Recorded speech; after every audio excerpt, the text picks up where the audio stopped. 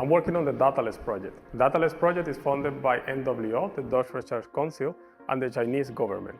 And the project aims to bring together Dutch and Chinese research institutions in order to tackle challenges related to the energy transition. The energy transition has clear goals. We need to reduce the environmental impact on the way how we produce and consume energy. This is done by promoting the installation of electrical heat pumps, PV systems, electrical vehicles, and small batteries. However, the installation of all these devices has an impact on the Dutch electricity infrastructure. This is the necessity of this research. So if the war in the Ukraine has showed us anything, it is that we are still very much dependent on fossil fuels for our energy supply. Creativity is really needed to reduce this dependency and also to ensure that we keep to the Paris Climate Agreement. In this project specifically, we want to look at the renewable energy generation and the consumption thereof to ensure that there is sufficient energy that is being processed or delivered to the community and that it can be consumed at the lowest possible cost. We can reduce the impact on the energy system due to the introduction of a large number of these devices.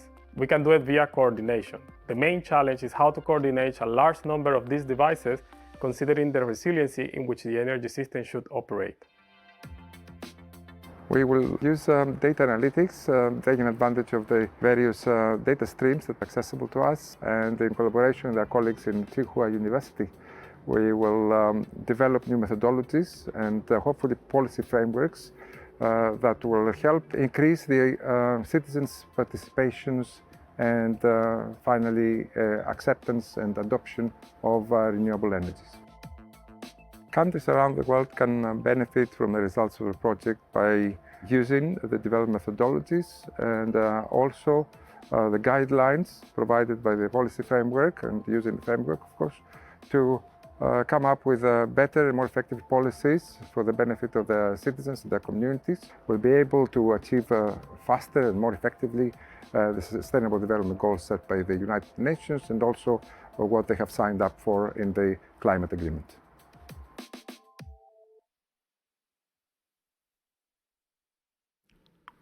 It's all about sharing knowledge, sharing experiences, so that other institutions can also use these methodologies, etc.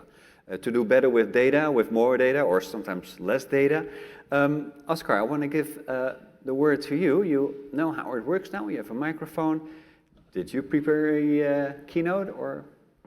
Well, there are some slides, but I think we can also just have a short conversation. I was taught about, asked to talk about the things that I do with data, yes, or my organization. But first, I would really like to start and thank you very much for the kind invite and the opportunity to speak here today at this great event, which is greatly organized in a wonderful venue. Congratulations on the achievements, and also I would like to reiterate that on behalf of my faculty and Professor Andre Zwitter. I'm working in his department, Governance and Innovation.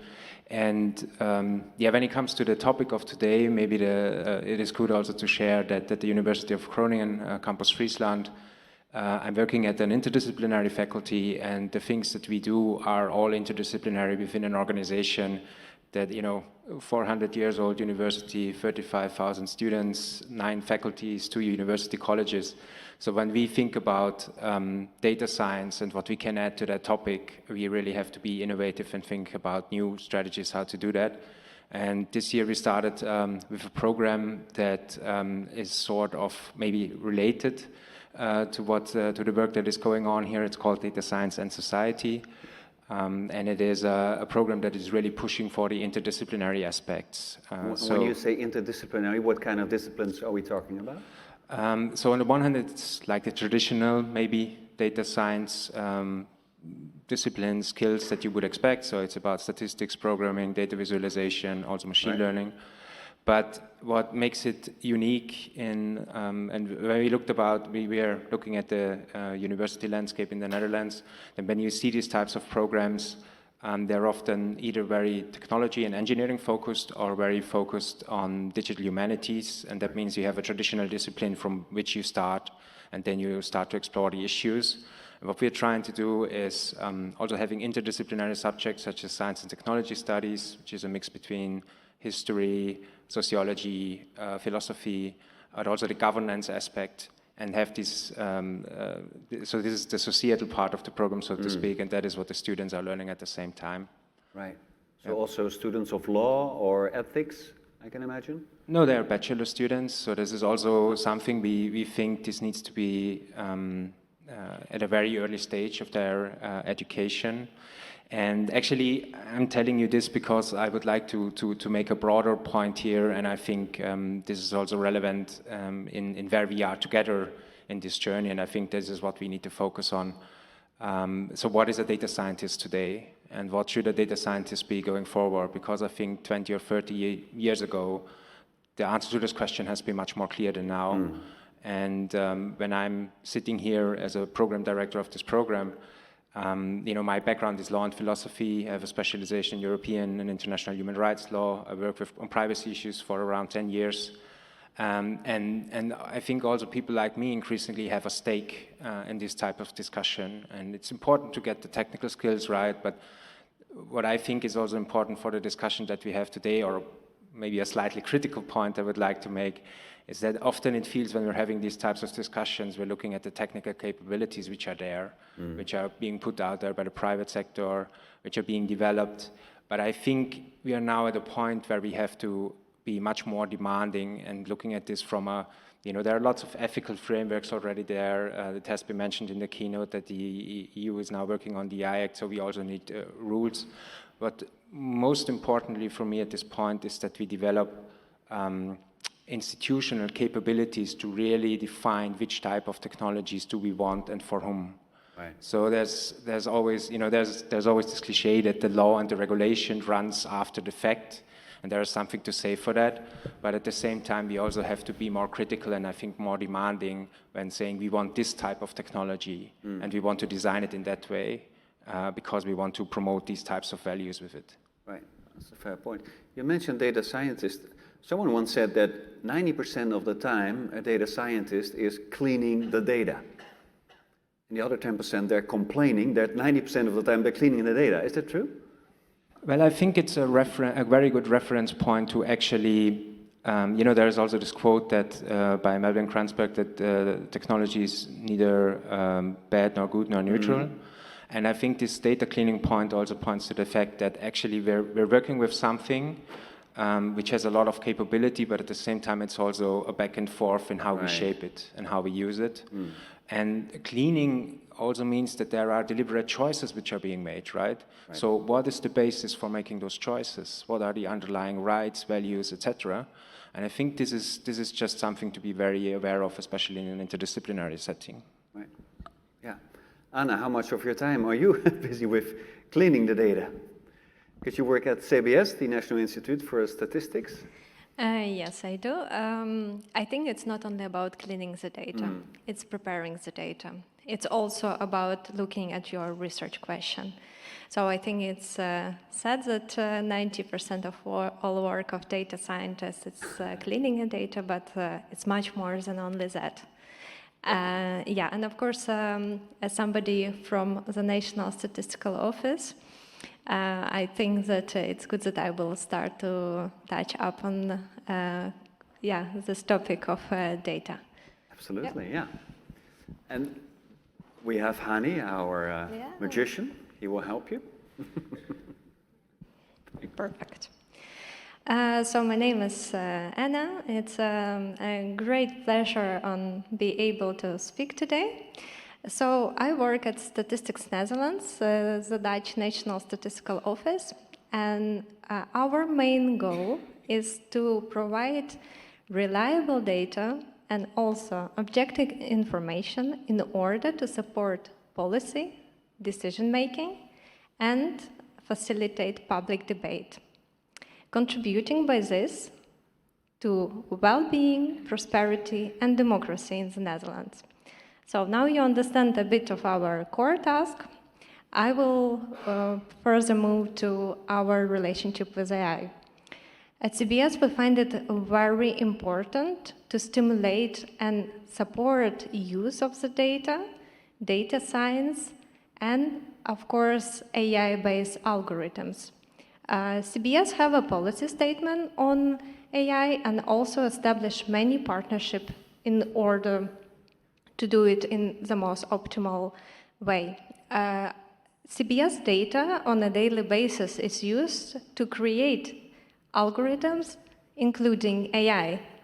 And CBS itself is worth mentioning. We are also using AI, mostly on processing big data sources to create our statistical output and to optimize our statistical processes. As well, it's worth mentioning that CBS makes statistics on use of AI by companies.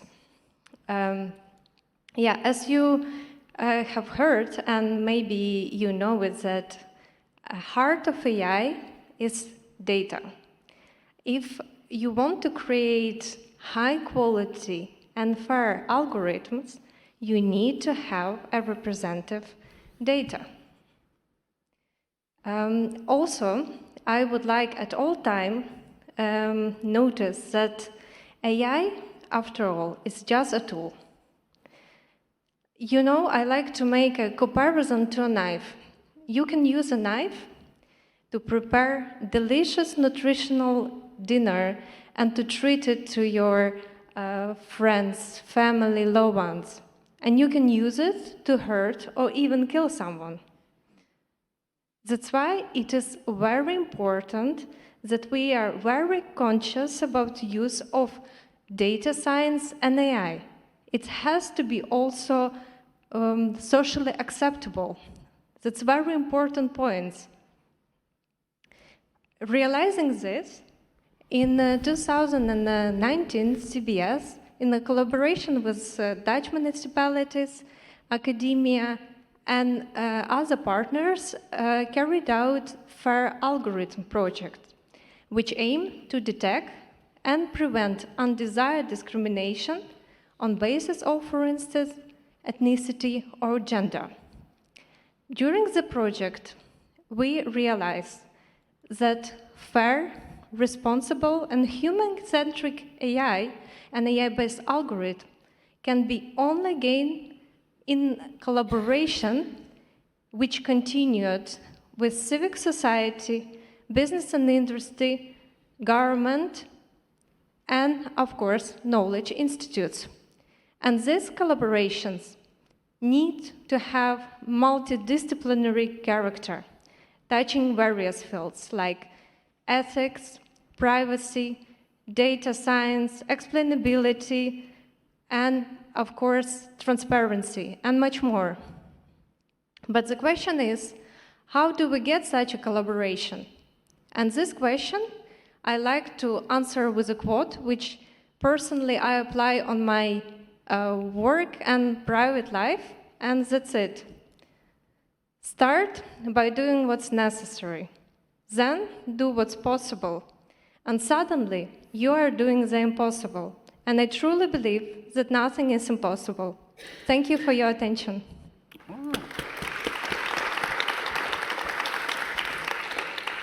Very inspiring. Thank you so much. One question. When CBS obviously deals with statistics, but you also have so much data. Now, I am, of course, echoing the words of Bano. We need open data. How much of your data do you give back to the to research institutions or the general public? Yeah, that's a good question. What do you mean? How much we are supposed to give all data what we have? Right. In a form what can be given back to society, basically everything. So we have a open data what we publish, so it's definitely published in a way that non-individual can be recognized in that data. So in any way, and by individual I mean private person, but also companies. Yes, but imagine there are research questions which need to be solved. Then CBS has for that remote access. What does it mean? So that for a certain research, data what needed would be given to certain research with certain aim to conduct that research within premises of CBS. Right. And afterwards results of that research, cannot be disclosed information of a physical person or, for instance, company, cannot be used further for research. So if you would ask it in a way, all data what we have in secure way can be used for public good. Okay. Very well, thank you. Moving on to Aisha, who is sitting also on the lounge chair, Director of Research at Huawei. You also prepared a little presentation, am I correct? Yes, indeed. There is a small promise not to bore people. Okay. But while he's putting up the slides, I would like to firstly congratulate Lampros. I've been knowing him for almost 20 years, and I have no hesitation in saying that he is a wonderful academic professional and an even more wonderful as a person. Aww. And my heartily congratulations to you, and I hope that you get more success than this. So thank you for inviting me.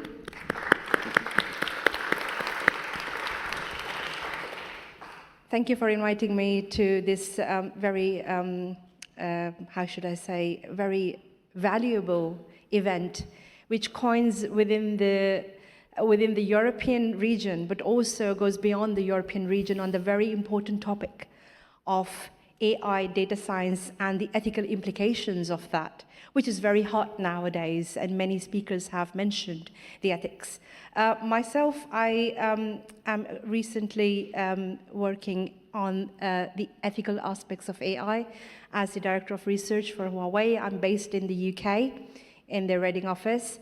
And one of my major areas of expertise is the ethical implications. We started working on it almost 6 years ago, when the European Commission working towards the draft guidelines on ethical AI and trustworthiness of AI. And I did contribute with my team into the actual the draft guidelines and looking into the aspects that are feasible and which are not practical. So I will... Oh, that's... If you want to connect, there's the LinkedIn barcode, yeah, you can connect to that. And also, early this year, I have been honored with a global recognition of the top 100 women list for AI Ethics 2022, which was another very pleasing contribution from that perspective. So we have been talking about the data science and the trends and the issues within the industry and how the changing trend of open versus what it was used to be the closed data. The trend is there. Companies are opening up their data, governments are opening up their data, but there are a lot of issues that we already get acquainted with. There are issues related to the professional side, related to the legal side, related to the technical side. I won't go into the list because it's a lot. But having said that, there has been the GDPR as well. Me being as the GDPR certified professional, looked into the rights that it imposes on for the people. It never used to be like that. Now it's there.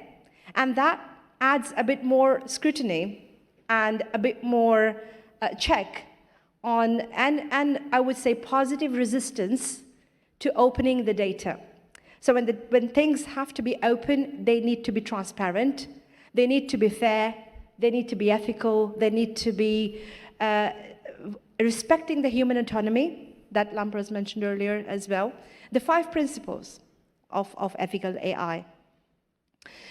There are some global leadership landscapes. Within that, we have OECD. There are guidelines. So Davor mentioned one of the earlier panel speakers mentioned about the recommendations from the UNESCO that has been taken up, which are informed by the guidelines of the OECD, which developed their own recommendations from another angle. The GPI efforts, the European Commission efforts on the AI Act that Lampros mentioned, the ECAI, the AI for People, which is AI for EU, which is a landmark project from the European Commission. So lots is happening. The challenge is, how can we open the data yet not compromise the privacy of an individual, yet not compromise the security of the data and the very, how should I say, sensitive aspects of the data. So that remains the challenge.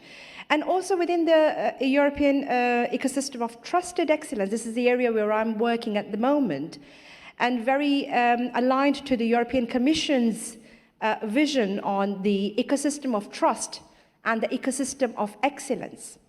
When we talk about these two ecosystems, there needs to be a synergy between these two ecosystems to have a harmonized, responsible AI, to have a trustworthy AI, and to enable the rights of the people are delivered to them. There's no compromise on that. So on the left-hand side, I don't know which left you are looking at, which one. So the blobs, which talk about the OECD, the UNESCO, these are the different initiatives which are working on recommendations, on guidelines, and principles. And then the practices at the bottom, which is the different standardization organizations, like DKE, ITU, ISO, IEC. Some of you might have heard of them or not. But these are the bodies who are actually working to realize the harmonization of standards to respond to the AI Act, the draft AI Act, which is going to be made practical in the next, and taken up in the next year or so. And on the other side, the right-hand side, how many of you have heard of AI Sandbox? AI Sandbox. So this is a very new initiative, and I would encourage the attendees who are interested in looking at the practical aspects of AI and bringing principles to practice, look at the AI sandboxing. The very first country, not in Europe, in the world is Spain. In June this year, they launched the Spanish AI Sandbox. Now they're looking at the legal framework, which would be completed in a month or two, and probably by the end of this year or early next year, Jan to March, they would be launching a call for participation from Europe and beyond to participate in the AI Sandbox. Now, what's the purpose of the AI Sandbox is to actually trial the AI applications, the algorithms, the methods, the machine learning models that you produce, and other types of AI-related technologies to bring into the sandbox and trial them out. So it's kind of the testing facilities that can be used. I can talk about sandbox, but if you're more interested, just send me a link, or maybe I can correspond later. And this is the final slide. So from the AI ecology, and this is very much driven from the research perspective, within the AI ecology, you can see 4 different dimensions of blobs. One is related to the harmonization of standards, where I just mentioned that it's a request, it's a specification request to support the European Commission, the AI Act, in actually bringing forth the realization of the act using the standards. And also, Lamprecht mentioned about the benchmark. Some other speakers talked about the benchmark. How do we compare it with? Who's going to do that? Where's it going to come from? So these harmonized standards are going to produce such comparison matrices, conformity assessment, alongside which we can assess the validity, the trustworthiness of an AI model, algorithm, method, whatever you call it. Then there's the policy and regulation. That policy and regulation is related to the regulators, the policymakers, the people who talk about the consumer rights, and how they can be incorporated, how their concerns can be incorporated within the ethical AI research. And then the testing and evaluation facilities, which part of that is the sandbox. How organizations can develop testing facilities. How can I say my company's software is trustworthy? The healthcare, we talk about many diagnostic applications. How can I trust it? So there has to be some sort of governance mechanisms that can enable and ensure trust. And finally is the trusted outcomes. When we have all these other blocks put together in the puzzle, then there are outcomes. You have trusted outcomes. You can deliver the products and services and platforms and infrastructure as a service, a platform as a service, that can be trusted. It's not like I have, and this is an example I usually give to my audiences in my previous talks. I have this product, okay? I developed it, it's ready. And now I think about, can I make it ethical?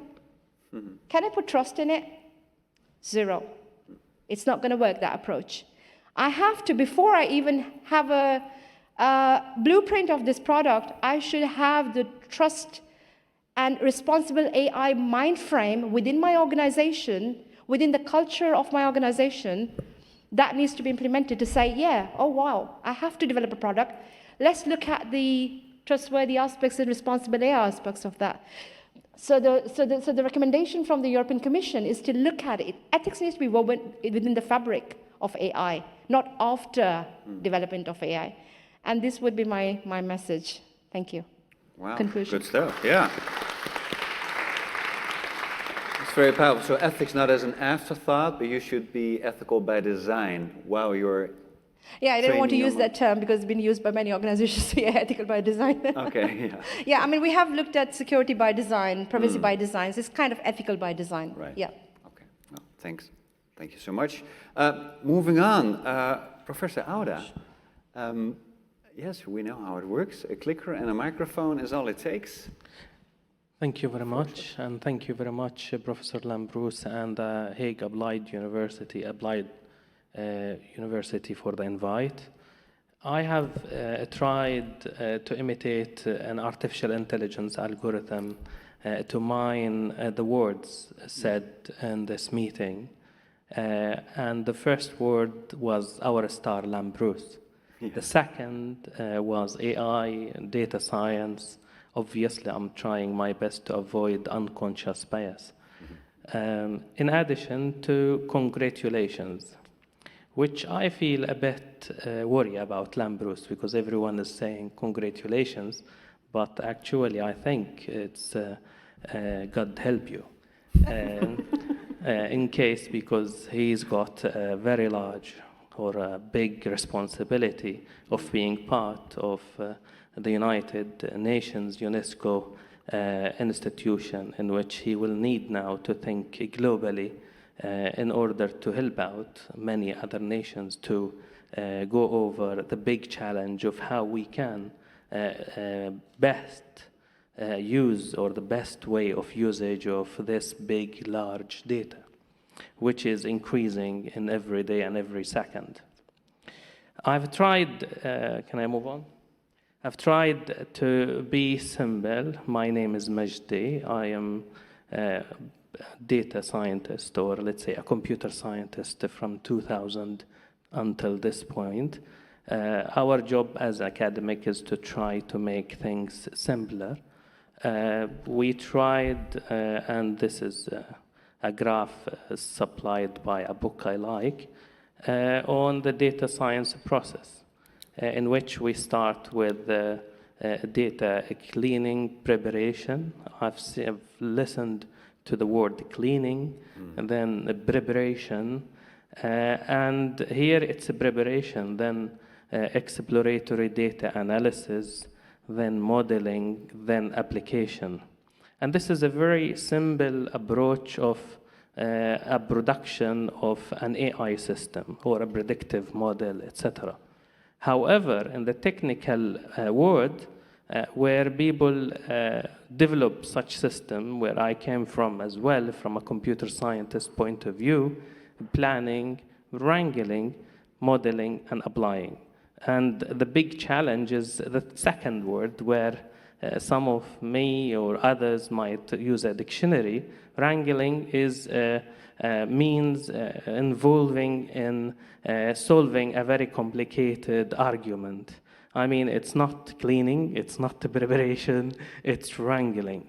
Where we all, in this process, and delightfulness that the UNESCO is taking us into this agenda, because the UNESCO is taking a holistic approach in order to get some value out of this at a global level.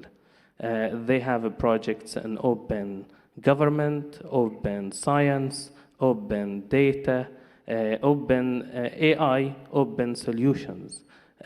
which they have plenty of guidance to all nations around the world to make sure we can get the benefit from the data shared from all other nations.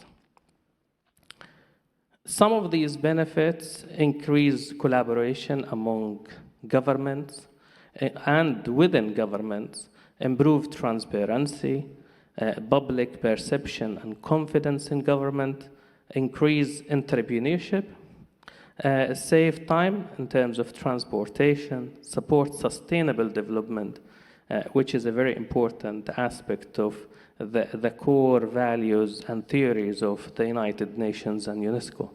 Less crime-aware citizens, self-aware citizens as well, and better decisions for everyone around the world, not just a few. And that is the key, let's say, aspect of this. However, we have plenty of challenges, which we will need all to sit down and think of solutions. New techs coming every day, IoT, blockchain, money transfers tech, generations of web, 1, 2, 3. Now we are experiencing the VR, virtual reality, augmented reality, and so on, which will have an impact on everyone. Government generations, we lived with traditional, electronic, open. We are coming into an age where meta government might be out there soon. Also, there's plenty of other challenges, such as the technical challenges, which is how do we share the data?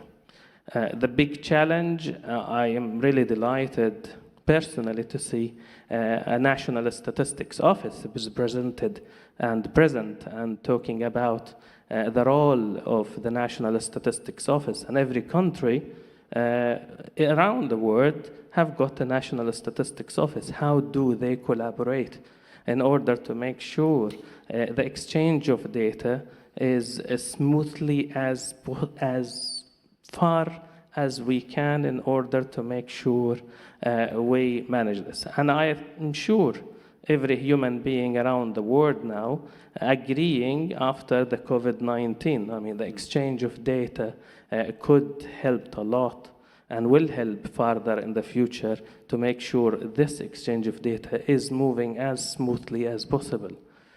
In addition to that is the last one I would jump to, the data quality dimensions, where this wrangling is going to take place.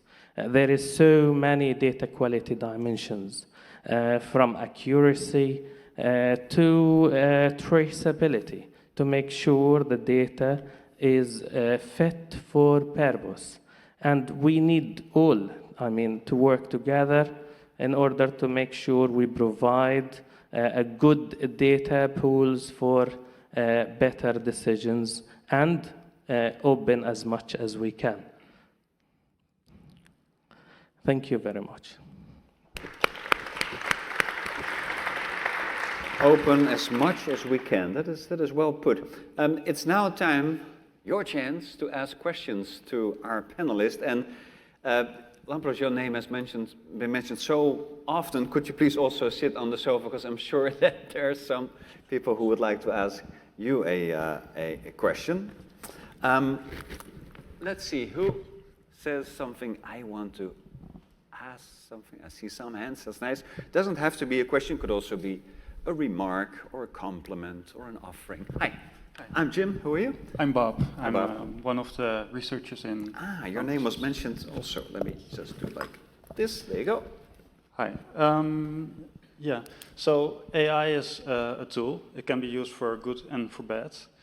How do we motivate world citizens to use it to make a positive impact on the world instead of to make a new cat filter or something like this? Yeah. How do we involve the right people? Exactly. Yes. Who can I give the word to? Yeah. Okay. Badu, you go first. Badu.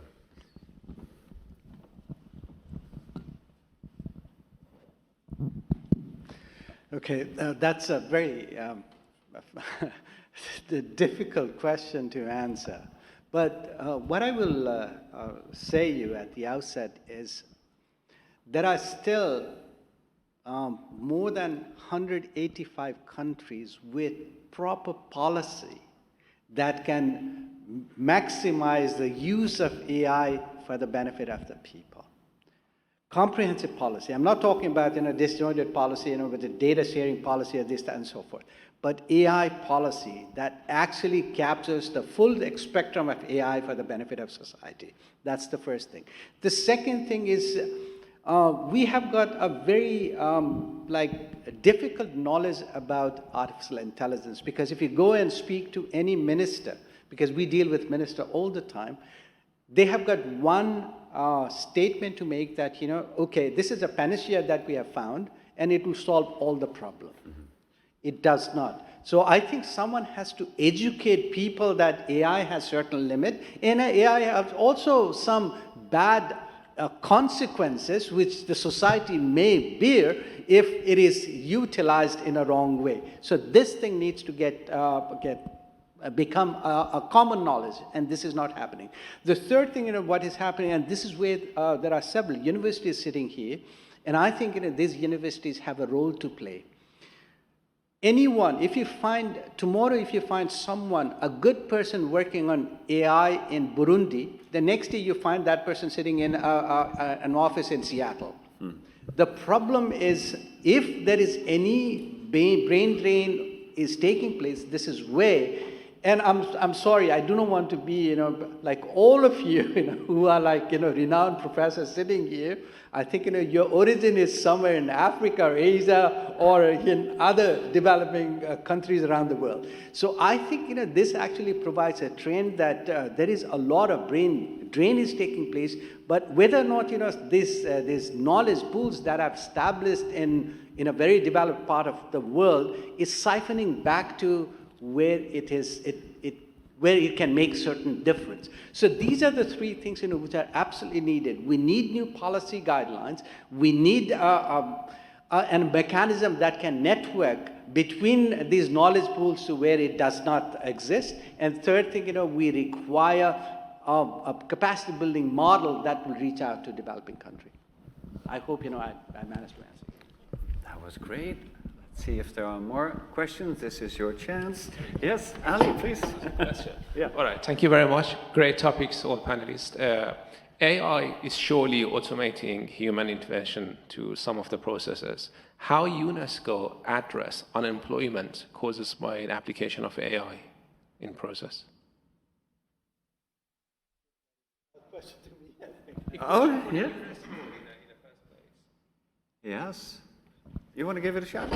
Oh, yes. I think, I will essentially go back to the same thing. We are asking governments to establish new policy. And this is the first point of our call. Have a comprehensive policy that delivers to your citizen, number one. Number two, what we are doing is we are now, bringing people. So Lampros is essentially a find. When the application came to us, we said that it should not be simply for data, but it should be for society. And we added that, concern for society. So we are doing that particular bit from our part. But I think the biggest, the lion's share of this burden essentially comes from the government.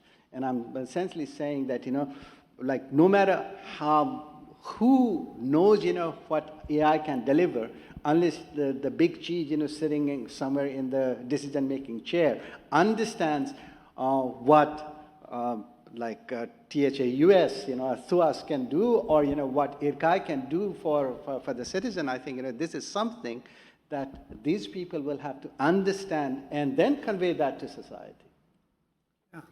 And, just add a little bit to your comment. Yes, let's get the microphone to Aisha. So I think the first two questions were quite related, and wearing a technologist hat as a technology evangelist, I would say the AI governance mechanisms play a key role into how they're used. Because you cannot, even though the awareness is generated, as you said, you still cannot prohibit the harmful impacts and the usefulness of AI, where the applications are used. The only way, one of the possible ways to date, present date, is to have or enable governance mechanisms. There are two levels of governance mechanisms, what is at the meta level or at the global level. It could be self-governance or external governance. So the governance mechanisms are very important to ensure that. I want to add to it. So I said that it's just a tool, right? Look, first of all, when I see a tendency in some organization who say, oh, I want this AI solution. And I say like, why do you think you need it? What's your problem? What's your pain? Tell me that. And then we will talk about if AI is the best solution to solve it and the most efficient. Let us be very conscious on what we are doing. We are, for instance, as government organization, as society, we are there to improve and make life better. So let us do it in the most optimal way. Is it answer AI? Then it is AI. Is it answer just decision-making model? It is decision-making model. Is some problem can be solved just by dialogue and make a good agreement? Do this dialogue and make a good agreement. So let us being just very conscious about what we are doing and not making it overcomplicated and just using some fancy technology just for some popularity. And where it brings us to values. Let us work also, one of the things is values. What do we put central? Some image, money, what do we want to gain? Profit? Or do we put as a central value life and better lives and value of nature, value of planet and future? I think it's also questions to have and time to look which drives us. And maybe it seems to you like very abstract talk of me, but think about what are you doing, each of you, every day. How do you make decision? Do you buy some product? Why do you buy it? Is it cheaper? Is it nicer? Is it tastier? Is it good for you? Bad for you? Just be conscious about, like if every of us would be conscious about what we are doing with our daily work, our daily private lives, what choices we make, what we are driven by. I think that's where we start, with our values. That's a great contribution. Thank you so much. Yeah. Some people were applauding, other people were mentally applauding. Oscar, one question for you. Banu mentioned that the moment you have a student, and we have talented students here in the auditorium, once they get to know data science, they get the degree, there is a risk, or perhaps a chance, that they move to Seattle or Silicon Valley or other parts of the world. How do you keep them in Groningen? Or in my case, it's even more challenging. I have to keep them in Leeuwarden. Oh yeah, in Leeuwarden, the campus, sorry. So the Dutch people will understand. No, I think there are two elements here. So the first element is that the community needs to grow. And this is actually something where I was really grateful about finding out about all the work that you are doing here, and that we need more people in this space. And so that is the first thing. The second thing is we need to educate people in a way that they have a mindset which is essentially global. I'm a little bit inclined to answering to your question, because I think one of the challenges that we have at the moment from policy side is that multilateral dialogue is not very attractive. But it does not mean that things don't move into a certain direction. And one interesting example to look at is actually GDPR and how it raises the regulatory bar in terms of data protection. Because there's a professor at New South Wales in Sydney, Graham Greenleaf, and he keeps this table of how many privacy laws are there in the world. And in 2022, there are 157 countries, and the number is rising extraordinarily over the last decade, who have specific data protection laws. But and I think this is good news. Most of them follow this sort of GDPR effect, but they don't do so because there is a political power that does that, right? So it's more like the appeal of the regulation and the rules themselves that do that.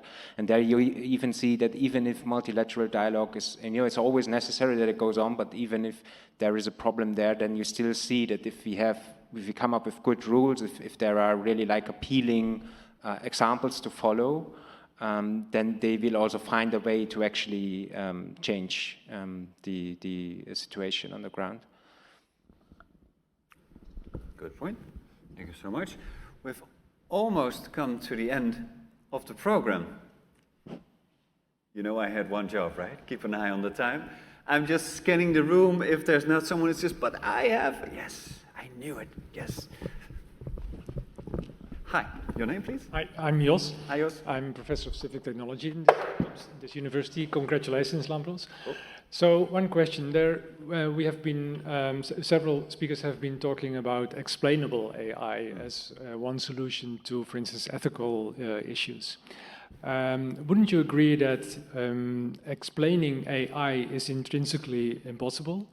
And trying to do that would inhibit progress in AI? And wouldn't it be better to focus instead on evaluating the outcomes of AI and maybe making applications of AI contestable? Great question. Lampros, you can answer? Yeah. Yeah, you already have a microphone. It's a great, it's a great discussion. This, and explicability is one of the ethical kind of underpinnings of any ethical framework, because if people know how AI works, they trust it more, and then they're more inclined to use it more, right? It has two things mainly. It's about intelligibility and accountability, right? So it is the case, especially with the machine learning algorithms, with deep learning, it's very difficult to understand how they work, right? Because they're so complex and very difficult. But if we can, I think what you described is just a substitute for explicability. Because, if you use the definition of explicability in a kind of by letter, right? Then it is what it is. Yeah, it's very difficult to solve it. But if you use the outcomes and you can somehow, or statistically at least, be assured that the outcomes really tell you how the system works, and you have some familiarity, some understanding of the system, then this is a good substitute for explicability, for accountability, and some way you can fool yourself into understand how it works, so intelligibility. I think that's the answer there. It's really an impossible problem to solve, yeah. I'm guessing that you and Jos will be speaking during the borrel some more. Majdi, you are already, of course, the UNESCO chair in data science for sustainable development. How many years has that been the case? Actually more recent than Lampros. In the last few months only, I've joined the UNESCO as a chair. We applied around a year and a half, and this took a bit of time, and we just got it like 3-4 months ago. So you're both the new kids on the block. Yeah, yes, welcome. yes. Welcome to the fun. Isn't it great? Yeah. Because I was going to ask you for some advice, but why not? What is something that you wish that will happen to Lampros in the next years, let's say? I do wish him the best luck, and I do ask everyone involved here to help him out in his role, because he's got to spend and volunteer lots of his time to think for the good. Awesome. Thank you so much, Majdi. Appreciate it. And during the first panel, I had the luck that I had Esther sitting beside me who could wrap up the panel. So I think that we're going to keep that tradition. Could you wrap up this panel, please, Lampros? Okay, I really enjoyed the panel. I think we have some great ideas here.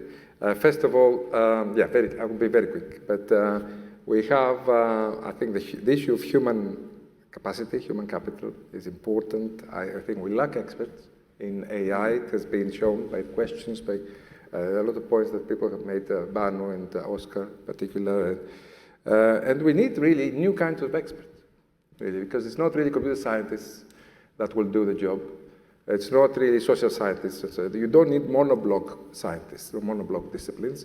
You need interdisciplinary experts, and we lack this. And there was some time ago there was a talk by my friend Dimitris Chopanakos from Deloitte, and he actually gave us a talk and said, hey, we don't, if the social scientists are blue people and the computer scientists are red people, we need purple people, right? So this is what we need. We need purple people, right? People that understand both sides. So I mean, the human aspect is very important.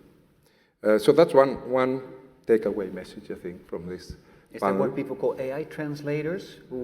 Yeah, definitely. Yeah. We need a kind of a range of, you know, a palette of different kinds of skills, but different kinds of experts. I mean, not one kind of expertise will do the job, even if it's multidisciplinary mix. You need varied mixes, and we are just starting. We need actually to develop this, and we don't have this capacity even in the developed world, not just never mind the developing world.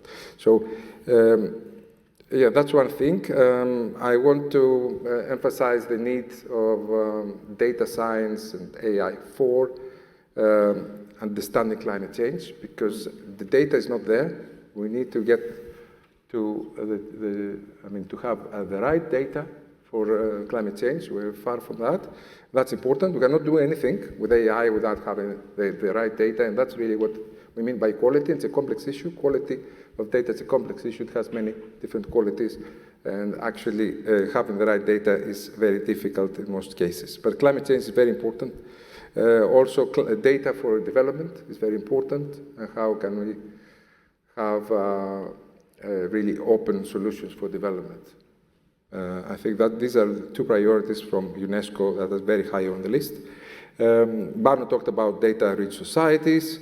And the data divide, of course, developing countries do not have enough or good quality data. That's the case, the data scarcity, and that relates also to the energy transition, which need the data science, or to how to tackle the climate change. Yeah, and actually there was a point made by Aisha, a very brilliant idea from one of the 100 brilliant women in AI ethics, right? Congratulations, Aisha, on that, because it's a recent, I think it was a recent award. About your idea about AI ecology. We need AI ecologies. I think that has come up also in our discussions on open solutions at UNESCO. And this is the way to go. You need AI ecologies, AI ecosystems that build the trust, and actually, this includes the ethics by design. This includes this AI fabric, as you described. Yeah, I'll stop here. Thank you. Very good. Wow. Very good. Key messages.